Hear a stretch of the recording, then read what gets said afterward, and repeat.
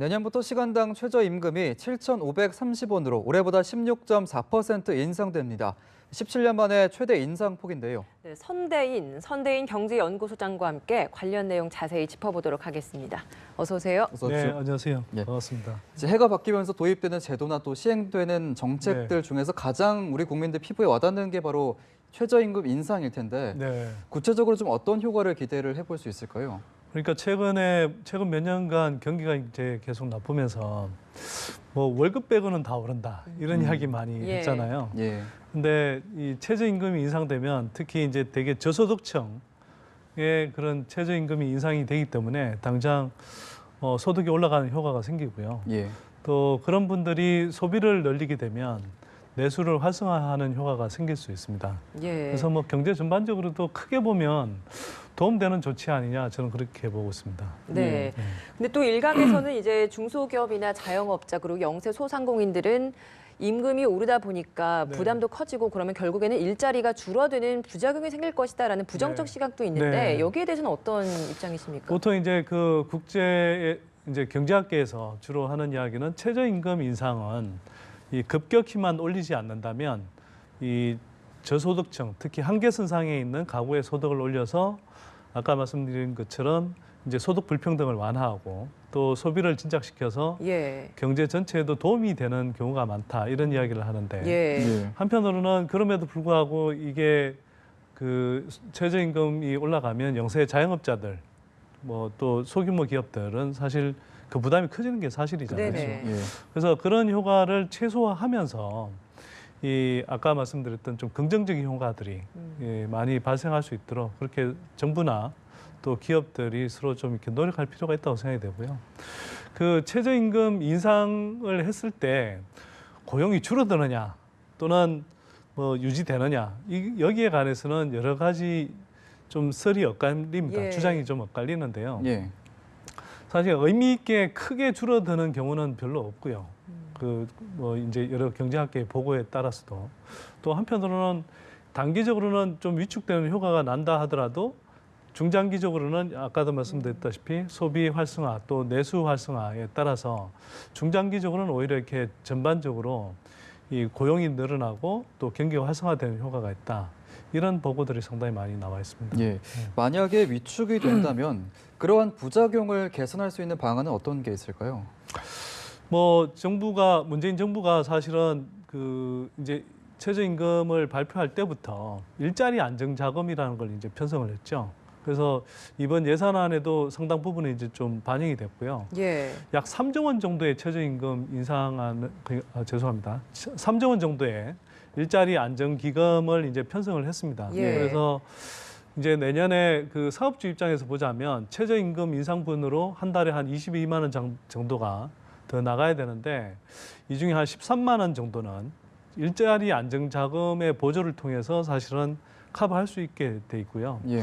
또 그뿐만 아니라 정부가 이제 각종 뭐 4대 보험료라든지 세제 혜택에 있어서 사업주의 이제 부담을 덜어주는 그런 조치들을 취하고 있기 때문에 그 최저임금 인상에 따른 상당 부분의 그 충격은 좀 흡수할 수 있지 않느냐 이런 생각이 듭니다. 예. 그 아까 말씀드렸던 22만 원에서 이제 15만 원 정도를 말씀을 드렸는데 네. 한 7만 원 정도의 갭이 있잖아요. 예. 이건 사실은 그동안에도 최저임금 인상에 따라서 일정하게 이제 뭐 우리가 한 5%, 10% 사이에 그런 최저임금 인상을 해왔잖아요.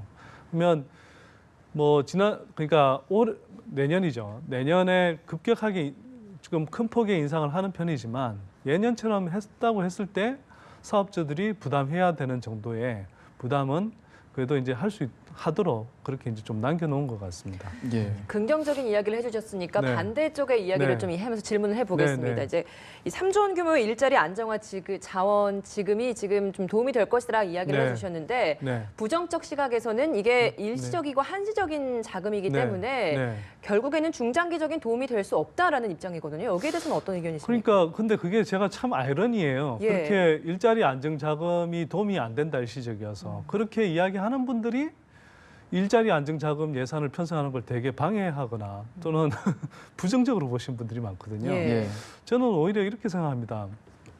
2008년 이명박 정부 이래로 이제 감세 정책을 펼쳤잖아요. 그렇게 해서 법인세를 그 전에 세율을 유지했다면 법인세에서만 세수를 추가로 걷어들일 수 있었던 것이 한 해 한 11조 원 정도 됩니다. 그러니까 기업들은 큰 기업들 중심으로 해서 그런 기업들에는 사실은 굉장히 예. 많은 세금을 깎아주고 있는 거거든요. 예. 그러면 아까 이제 일자리 안정자금 말씀을 하셨는데 우리가 최저임금을 올리면 아까 말씀드렸다시피 저소득층에 그런 이제 소득들을 올려줄 수 있고요. 불평등을 완화할 수 있고 또 소비를 진작할 수 있는 효과가 있으니까 그런 부분을 하되 이게 이제 지속적이지 않다면 법인세를 깎아줘서 우리가 덜 걷고 있는 세금의 상당 부분을 사실은 좀 더 정상화해서 일자리 안정자금으로 더 지속적으로 편성하면 되지 않느냐. 이런 생각이 사실 들거든요. 예. 그리고 문재인 정부가 사실 그런 측면에서 이번에 이제 법인세 인상도 시도했고 또 동시에 이제 일자리 안정자금을 편성했거든요. 예. 그러면 법인세를 좀 더 정상화하고 그 자금으로 일자리 안정자금을 더 지속적으로 더 늘려서 편성하면 저는 아무 문제 없다고 생각합니다. 예. 네. 후속 대책들이 좀 이어진다면 장기적으로 좋은 방향이다라고 말씀해 주셨는데 이 같은 최저임금 인상 속에서 네. 이 비정규직 청년 저임금 문제 좀 심화되고 있습니다. 이게 매년 떨어지더니 지금은 심지어 77만 원 세대라는 말까지 네, 나오고 네. 있거든요. 네. 좀 어떻게 보고 계십니까? 안타깝죠 일단. 네, 우리 젊은 친구들이 그러니까 젊은 분들이 뭐 예전에 뭐 88만 원 세대 이야기 나왔었는데 이제는 77만 원까지 이제 내려갔다는 예. 거잖아요. 예. 그래서 앞에 이제 최저임금 뭐 이야기하고도 맞물립니다만 사실은 지금 우리가 소득 양극화가 굉장히 급격하게 일어나면서 사회 전반에 이제 불평등도가 되게 심해졌고요. 특히 연령대별로 보면 특히 우리 젊은 분들 20대 또 30대 초반에 이런 분들이 제대로 된 일자리를 잡지 못하면서 굉장히 이제 저소득에 시달리는 경우들이 많습니다. 또 한편으로는 그 예술, 문화 분야에 종사하는 그런 젊은 분들이 사실은 제대로 임금을 받지 못하는 경우들이 많거든요. 열정페이를 많이 요구받고 있죠. 그럼요. 그래서 이 열정페이 관행 이 자체도 사실은 좀 많이 우리가 개선해 나가야 되겠지만 예. 한편으로는 최저임금이 이렇게 이제 시행이 되고 또 이것들이 가능하면 전 사업장에서 제대로 이렇게 이행될 수 있도록 좀 노력을 하면 좋을 것 같아요. 그러니까 우리가 보통 이야기를 하면 어떤 제도가 도입되면 그 제도 도입에 따른 어떤 부작용이 분명히 있을 수는 있습니다. 예. 그런데 전반적으로 선진국들이 최저임금이 높은 편이고 또 그렇게 해서 못 살게 된 나라들이 아니잖아요. 그만큼 최저임금을 올린다는 것은 국민들 대다수의 어떤 삶의 질의 평균, 그러니까 일정한 선을 유지해 준다라는 의미가 있는 거거든요. 그러면 우리가 그게 지향해야 될 방향이라면 그런 방향으로 가되 거기서 생겨날 수 있는 부작용은 사회적으로, 정책적으로 우리가 머리를 맞대서 그 부작용을 줄이는 방향으로 가는 게 저는 맞다고 생각합니다. 예. 예. 지금 이 같은 뭐 열정페이 강요나 뭐 이런 네. 상황들 중에 가장 근본적인 원인 중에 하나가 청년 비정규직 문제가 아닐까라는 생각이 드는데 네, 네. 이 비정규직 문제의 현실화를 막으려면 좀 어떤 조치들이 필요하다라고 보십니까? 저는 뭐 스웨덴 같은 유럽 국가들처럼 비정규직이든 정규직이든 사실은 동일 임금을 지급하는 게 필요하다고 생각하고요. 예. 동일 임금뿐만 아니라 사실은 비정규직이 된다고 그러면 여러 가지 이제 이 직업의 안정성도 떨어지고 소득의 안정성도 떨어지고 여러 가지 생활이 좀 불안하지 예. 않습니까?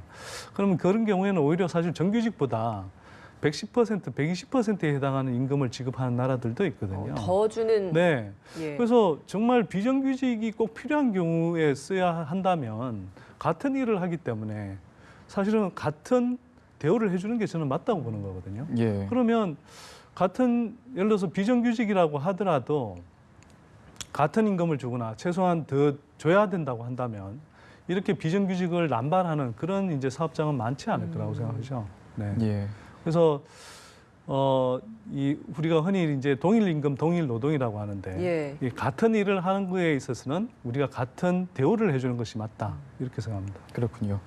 어떻게 보면 지금 상징적인 얘기가 될 수 있을 것 같은데 네. 비정규직 10,000명의 연내 정규직화를 추진을 해왔던 인천국제공항이 3,000명을 직접 고용을 하고 네. 나머지 7,000명은 자회사 정규직으로 채용을 네. 하기로 했다고 하는데 둘 차이는 좀 어떤가요? 처우에 대한 차이는 없을까요?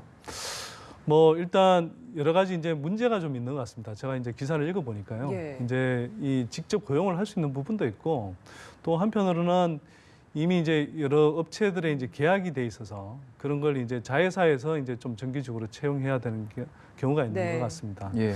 그런데 뭐 기본적으로는 급여 수준이라든지 이런 것들을 동등하게 가져가겠다고 하니까요. 아마 전반적으로는 뭐 같은 수준의 그런 처우가 일어나지 않을까 이렇게 생각합니다. 예. 근데 또 기존 직원들의 불만도 잘 이렇게 뭐 포용하면서 이제 이번에 잘 네. 정착이 돼야 앞으로도 추후에도 비정규직을 정규직화시키고 네. 남은 7천 명들도 많이 전환을 할 수 있는 토대가 네. 마련될 수 있을 것 같은데 네. 이런 것들을 잘 다지기 위해서는 좀 어떤 게 필요하리라 보십니까? 이렇게 생각합니다. 우리가 자꾸 이제 그러면 임금을 아끼자 이런 이야기만 자꾸 이제 사업주라든지 뭐 재계에서 많이들 하는데요. 그게 아니라 우리가 뭐 선진국이라는 나라들이 대부분 그렇게 하고 있는 건데요.